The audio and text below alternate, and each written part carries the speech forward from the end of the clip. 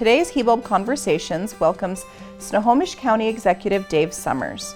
Dave reflects on his early career years working for the Tulalip Tribes, how he transitioned to public service to be a steward for the community while understanding and advocating for the protection of our region's natural resources.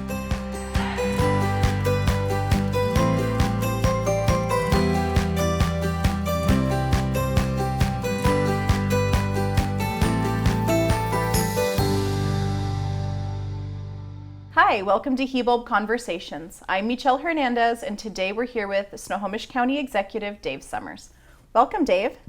Very happy to be here. Thank you so much for joining us today. Can we start by getting to know you? Sure, absolutely. Great. Will you tell us where you were born and raised? Sure. Well, I was actually born in San Francisco. Okay. My dad was doing his medical residency there, and we moved to Bellevue for a year when I was 2, and then he passed away. Family up and moved to Chicago, which is where my mom was from. And in 1960, we moved to Napa, California. Okay. Yeah, so I grew up in Napa, went to high school there, and then after graduating, started north, spent 2 years at Lewis and Clark College in Portland, and then came up to the University of Washington, which was where my dad had gone to school. So it was kind of the full circuit. Yeah, and what brought you to Napa from Chicago? So my father, his best friend, and he were both in medical school in Chicago at Northwestern, and the two of them married a pair of twins. Oh. My mom and my aunt. And my mom and aunt were from Chicago, so their family was there, and they met in Chicago. And so after they graduated and everything, my uncle started a practice in Napa. And when my father passed away and the family was my grandfather was retiring in Chicago, my uncle Herb said, "Come out to Napa, it's a nice place." And so in 1960 we did, and it was a beautiful place to grow up. It was really, really special. That's amazing. Yeah. And what did you study in college? Well, I thought I was going to be a dentist. My dad was a doctor, so I thought I'd be a bit of a rebel. Yeah, And be a dentist. be a dentist. And I got up to Lewis and Clark, and I took scuba diving. And I spent a summer at Bodega Marine Lab, which is on the California coast north of San Francisco. And so I really liked the science in marine biology, read some Jacques Cousteau books. And I decided I wanted to come up to the bigger school, to University of Washington. So I transferred up to UW. And after a while, I was still pre-dental, but after a while I switched for 2 days in oceanography, and then I found the fisheries program, and I switched immediately to that because I really liked the biology, I liked the science, I liked ecology, and decided that's really what I wanted to do was fisheries, and I thought marine fisheries, but yeah, it's a great program at the UW. It's very old and well established, and it's changed now. But back then, it was one of the places to be for fisheries. What year did you graduate? 1976, the first time around. And what was the first time? And what was the degree? And then Yeah, fisheries science. Okay. And I had I started college in 1970, so I graduated in 76. So that's 6 years as an undergrad. I was almost at a degree in zoology, also. Oh. Yeah, I was very close to finishing that up. And I went back in the late 80s, early 90s and got a master's in forest ecology from the UW also. That is a big stretch from dental. No, but it was the science part. It was really the biology and ecology, and it was really, taking scuba diving and reading Jacques Cousteau books and going to the Bodega Marine Lab, which is all about the ecology of the coast, and learning about that. So that just spoke to me. Yeah, it was your calling. Yep, it was. Absolutely. And what did you do after college? Well, I had a couple of jobs in school. When I was in school, I did some work as a scuba diver. We built the artificial reef in Edmonds. I was an undergrad, so there's still a reef there. That's very underwater. Cool. When I got out, I had a summer job over at Big Beef Creek on Hood Canal, and we were studying the outmigration of chum salmon and whether or not the construction of the submarine base at Bangor was affecting chum salmon outmigration. What did you find out at that time? I didn't stay long enough to find out. We did, it was multi-years of study, and I was only there one summer. And I had applied to the Forest Service for a summer job too, and they called me up and said, "We'd like you to come work for us, seasonal job. So I moved over to the Verlot Ranger Station, which is up on the South Fork Stillaguamish River, and doing stream surveys as a fish biologist, stream surveys and habitat assessments and projects. And I was actually there 3 years up at Verlot. And that's kind of how I came, that was my doorway to Tulalip. Oh, okay. Yeah. So how did that work out? Well, I was out doing surveys one day, my crew and I, and came across another biologist, and his name was Terry Martin, and he was working for Small Tribes of Western Washington. And this was post Bolt decision. Okay. And part of the Bolt decision that came out of it was the tribes had a property right to salmon, and that it's really their right to protect their property. So it was property right to protect salmon. And Small Tribes of Western Washington were out doing habitat surveys and trying to assess, what was out there. And Terry mentioned that Tulalip had a half-time job. And I was really part-time at the Forest Service, and it was seasonal. It was 180 days a year. It stretched throughout the whole year, but it was really part-time. And so I came down here, and I knew where Tulalip was. I had been taken crabbing here once, and I probably, good thing I didn't get shoot off the beach, but I was in college, I didn't know any better. Yeah. But anyway, so I came down and to find out about the job, and at that time the fisheries office was upstairs in the old administration building. So I walked in, and the tribe's first biologist and only biologist at the time was Cliff Bankston, and Bernie Gobin was the fisheries director, and they shared a room in the back of the hallway at the office there.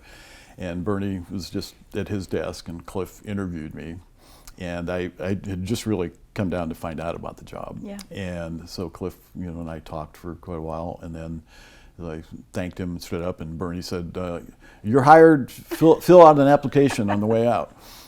So I did.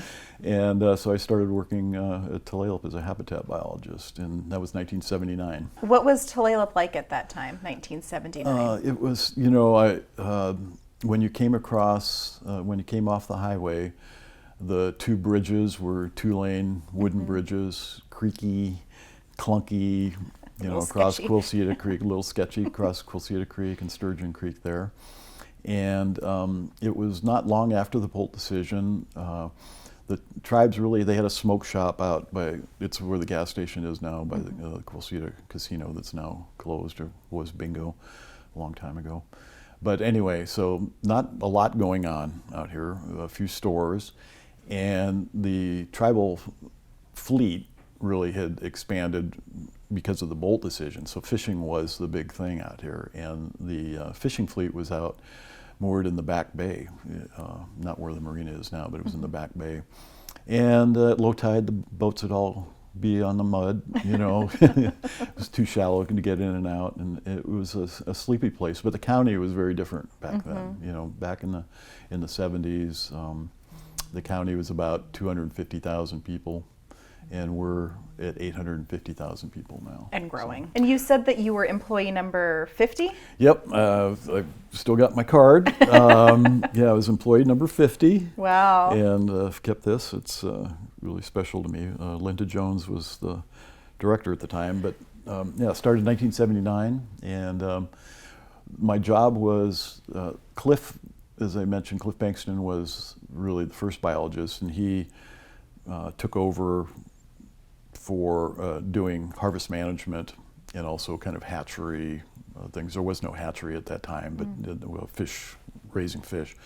And my job was as the environmental biologist, and that was how do we protect the habitat of the salmon, mostly off-reservation. So I was hired really to be what they called the Phase 2 biologist, which is Phase 2 of the Bolt decision, and figure out how to protect their habitat off-reservation mostly. What kind of projects did you work on? So really, one of the joys of working here was the opportunities were immense. The tribes had this political power because of the Bolt decision that nobody else had.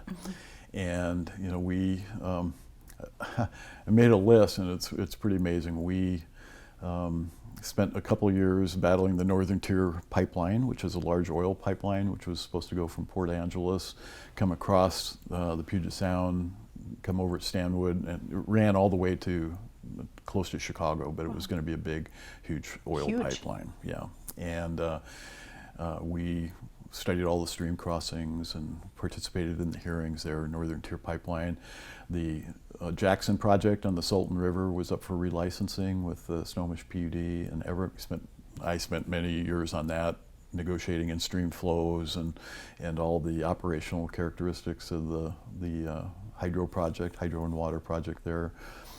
Tolt River, the water supply for the city of Seattle, same thing. They had to relicense, and so I was involved in those.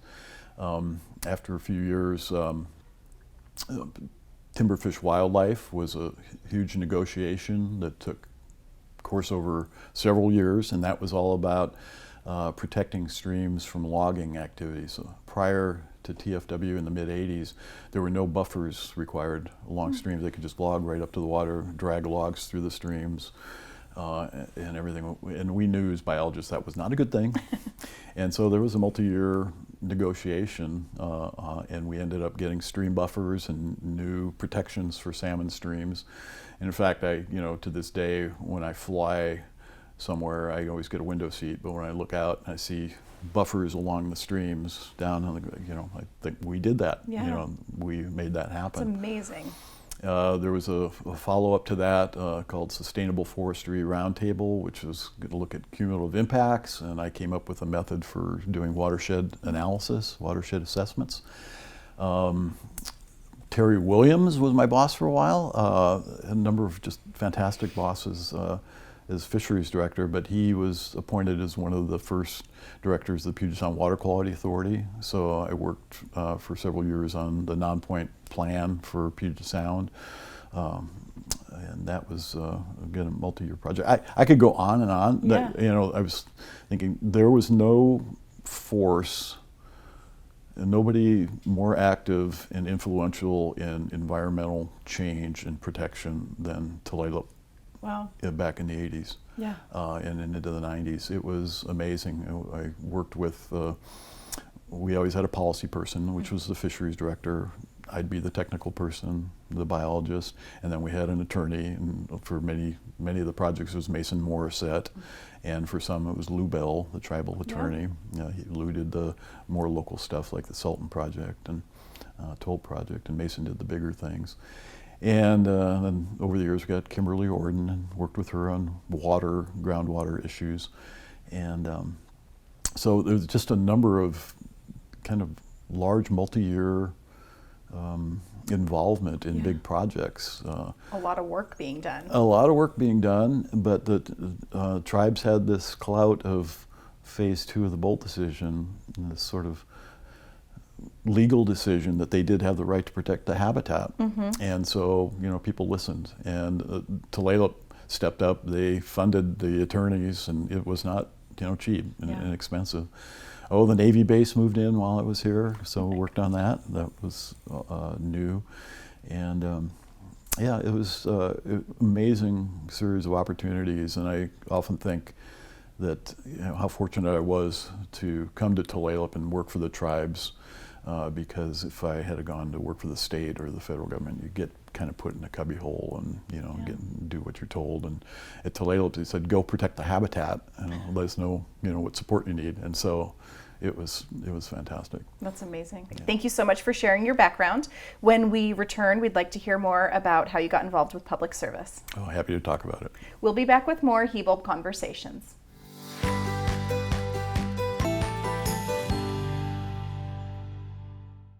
Welcome to the Hibulb Cultural Center and Natural History Preserve, where you'll discover the journey of the Tulalip Tribes. Our interactive displays introduce you to the legacy of the Tulalip people told in our words and voices. A journey for all to experience.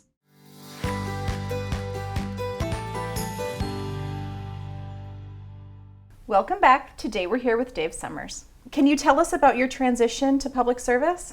Sure. Well, I actually consider my job here is public service because I was working for the tribe directly and working to protect salmon, which is really everybody's resource. The tribes have a property right, non-Indians have the privilege, but I really viewed it as being good for the place we live in. So, but my transition away from the tribe towards county government was actually started here at Tulalip. We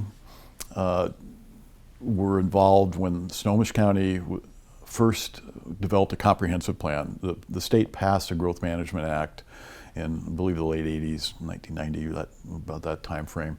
And the county had to come up with a comprehensive plan for the entire county. And part of that plan was critical areas protections for streams and wetlands and steep slopes and that sort of thing.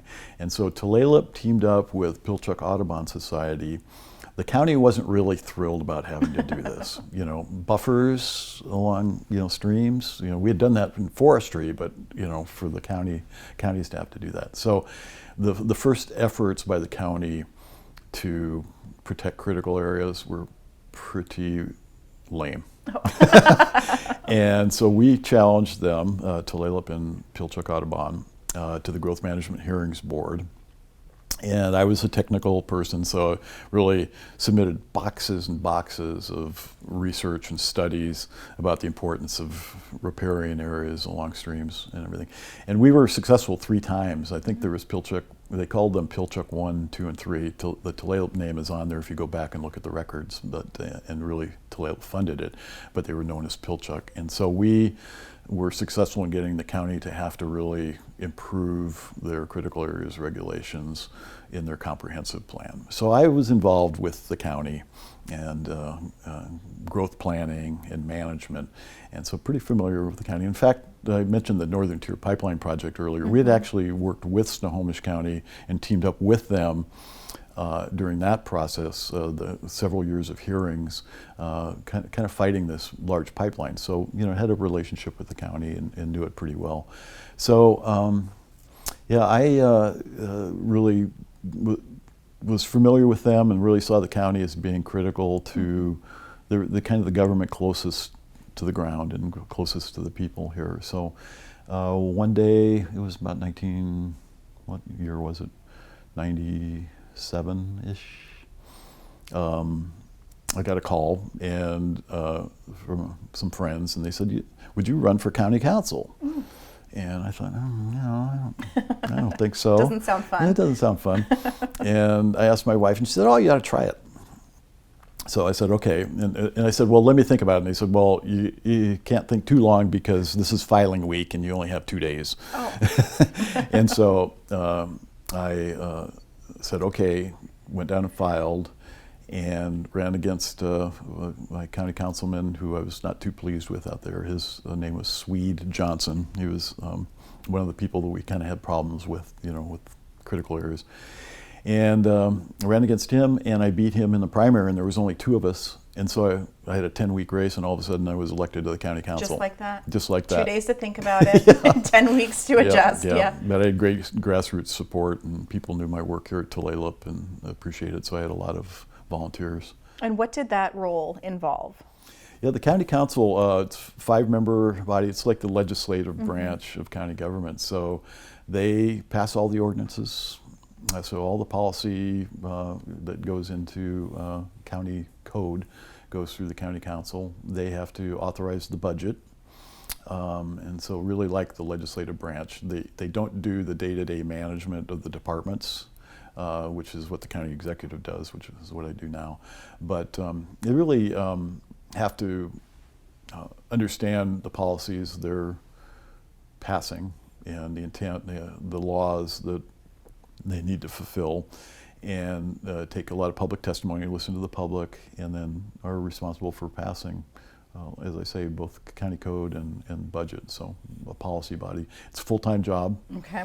Very diverse, ranges from land use that I've already mentioned, parks, roads, solid waste management. We've got the whole criminal justice system, the sheriff's office, jails, courts, and although they're run day to day by other elected officials, their budgets all come through the county council. Okay. So it's a very diverse, it's just about every aspect of county government, or just like a tribal government. Human services, you think of all the functions that the tribal government plays, well, the county council does similar sort of thing.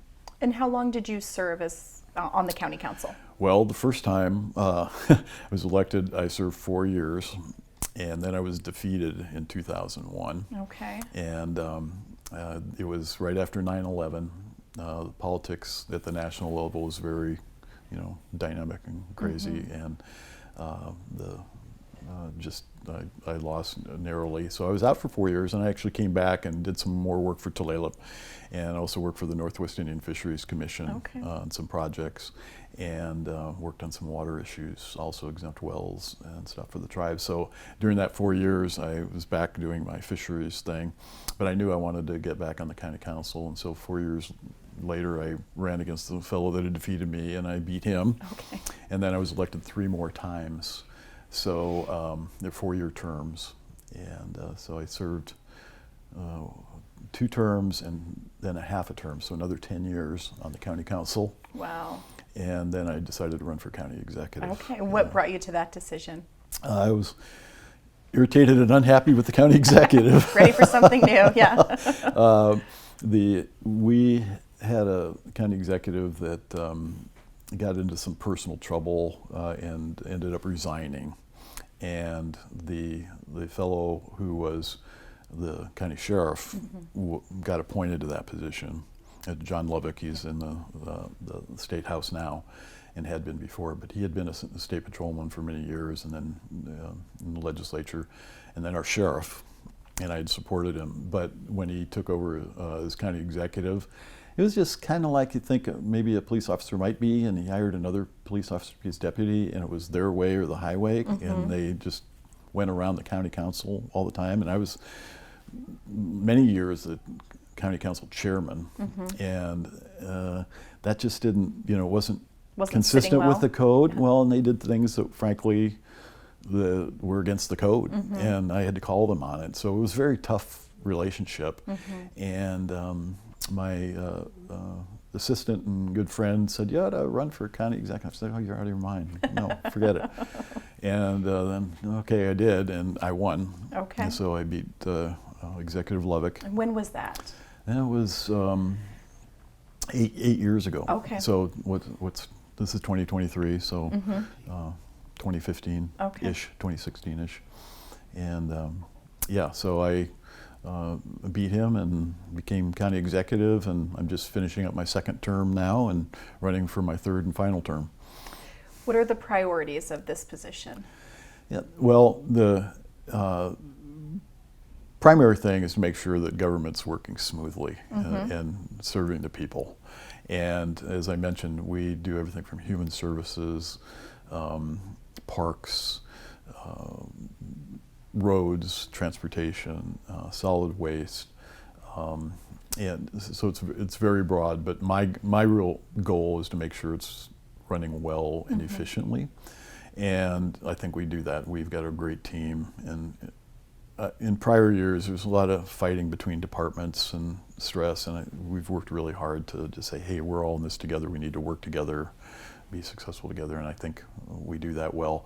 Also, we have to work with our cities. So county government really is the primary government responsible for unincorporated areas, but within cities you have cities and mayors and city councils, and so we've tried really hard to build good, strong, collaborative relationships with our cities. We're, again, all in this together.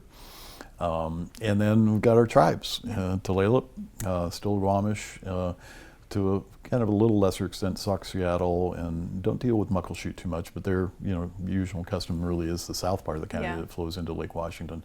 So, but Tulalip's the biggest, and spent the most time on, and of course because of my history here, and there's a lot of really interesting issues on the reservation and off that we can talk about. But so making government work well, but we have a lot of challenges that we all face.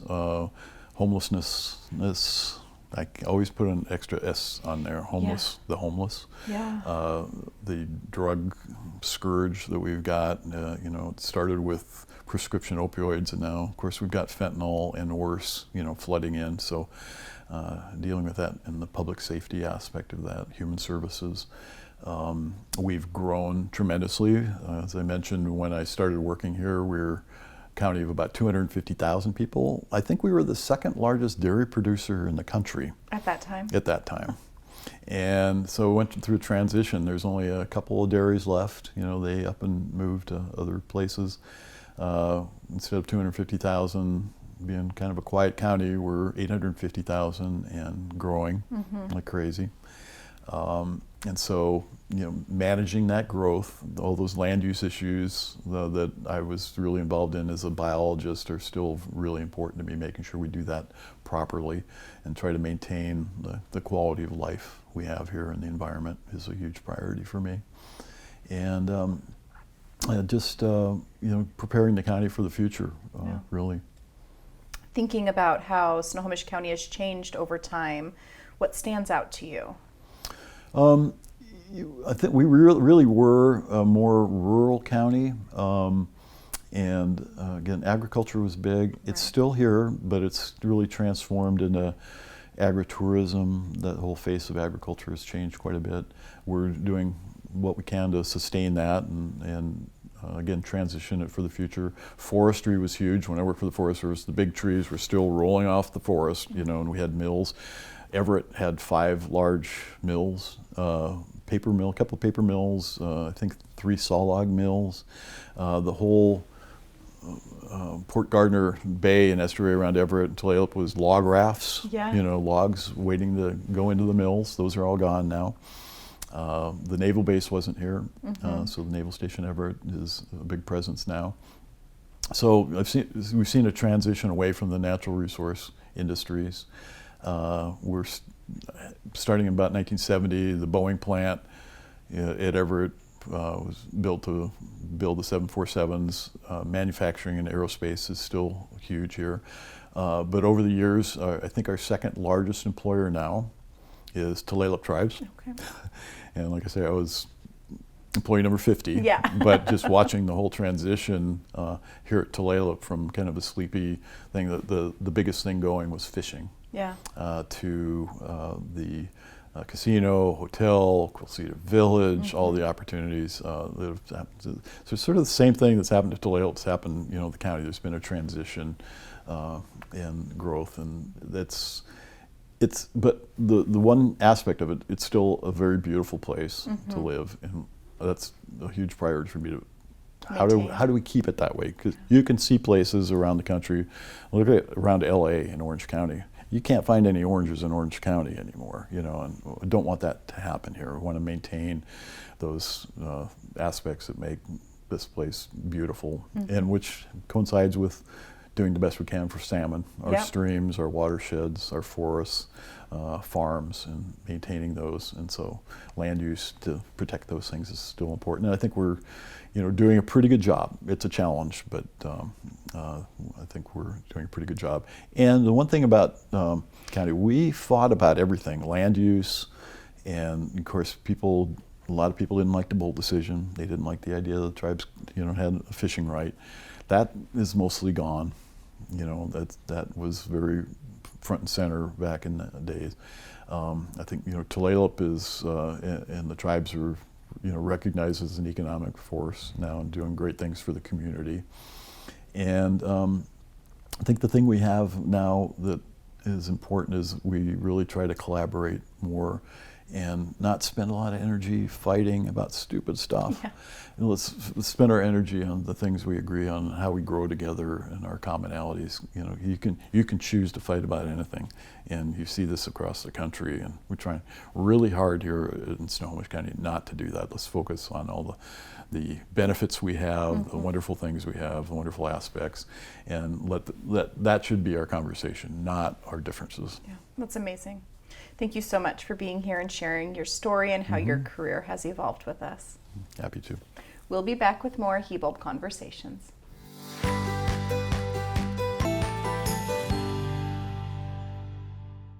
Hibulb Cultural Center Gift Shop. Discover something special and shop our unique collection of jewelry, art, home decor, apparel, books, and children's items. Choose from unique merchandise and handcrafted items with something for everyone at the Hibulb Cultural Center.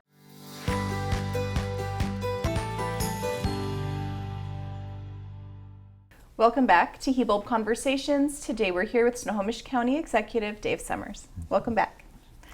As you reflect on your experiences in the county and with Tulalip, we have a couple of things we'd like to hear from you on. First, what have been past priorities versus current goals? Well, I look at my time here. Part of my excuse me. Part of my responsibilities were on reservation issues. And an example of that was when they got a call, and there was trucks coming onto the reservation and headed up and to a large property north of the bay here that was owned by the city of Everett. And they were hauling their sewage sludge from their sewer ponds, the big ones out at the mouth of the river, and spreading them on this land. Hadn't notified the tribe at all. At that time, the hatchery had been built, so it was part of the hatchery water supply. And the relationships between like the city of Everett and the city of Marysville, frankly, and Tulalip were not the best. And in fact, you know, it was a lot of kind of in-your-face stuff like that. You know, Everett was just decided, and so I had to get on the horn, call the attorneys, you know, get everybody stirred up to get this stopped as we could, and you know, have a big battle with the city of Everett over that. So land use on the reservation back then was still very much kind of in flux and being challenged all the time. And that's an issue that has evolved over time. It's not entirely gone. The relationships are better now, but you know, looking to the future for Tulalip and the county's relationship with Tulalip is really cementing and creating a template for future activities, recognizing Tulalip as the government on the reservation, as a sovereign nation, in my opinion. Even though half the reservation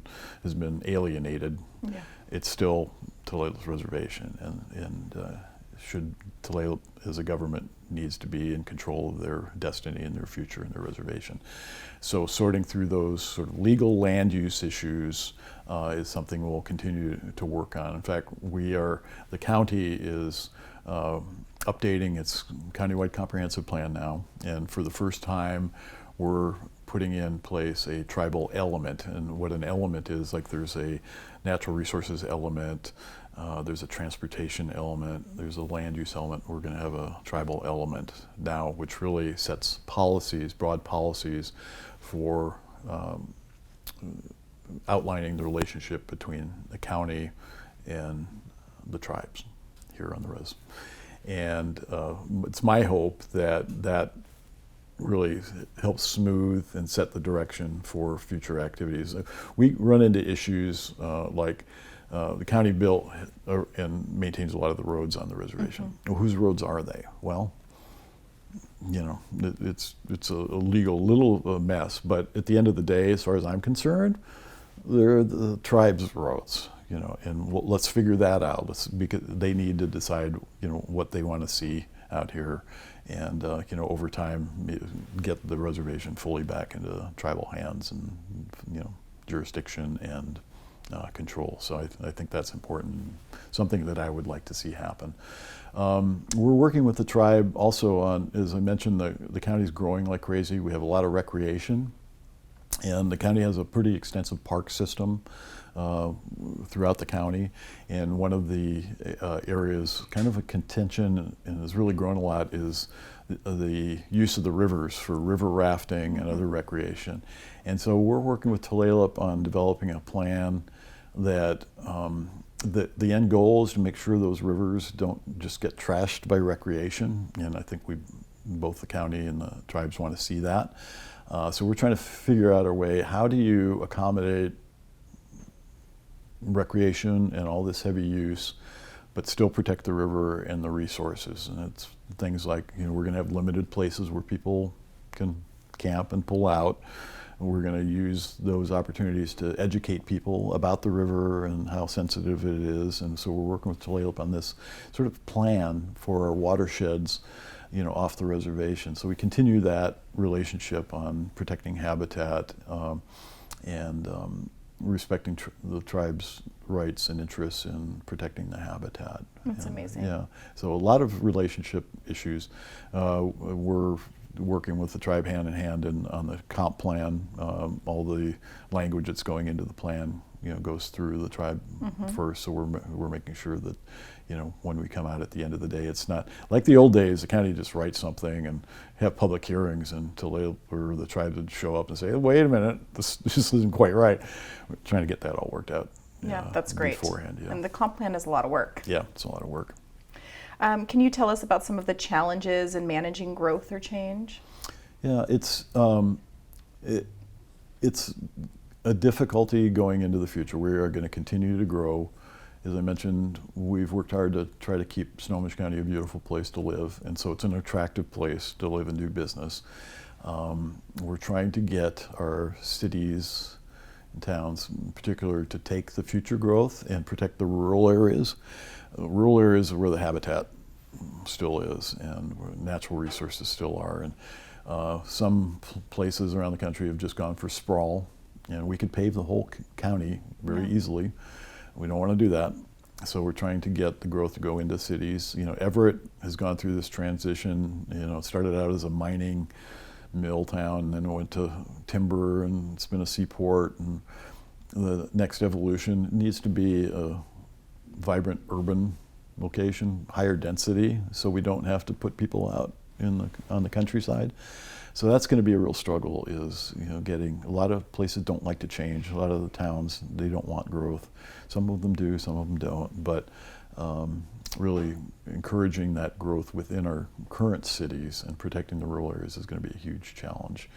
Climate change, we can really cover the future without talking about climate change, and that's a tough one. I'm very concerned about the future. I think we're trying to figure out how to best adapt. I think we are going to have to adapt and be flexible and nimble. The tribes having such a relationship and dependency on natural resources and marine resources and fisheries are going to have to be a key part of figuring out how we keep things going as best we can. So, what are some key accomplishments you've seen achieved since working for Tulalip? Well, I've already mentioned we really, through our work here, we changed the law and the protections along streams and wetlands. We changed the protections in the county comprehensive plans. We changed state law on water. We had a whole process on exempt water, exempt wells that I was involved in, that the state was headed one direction. We made them head in a much better direction for that, so water law.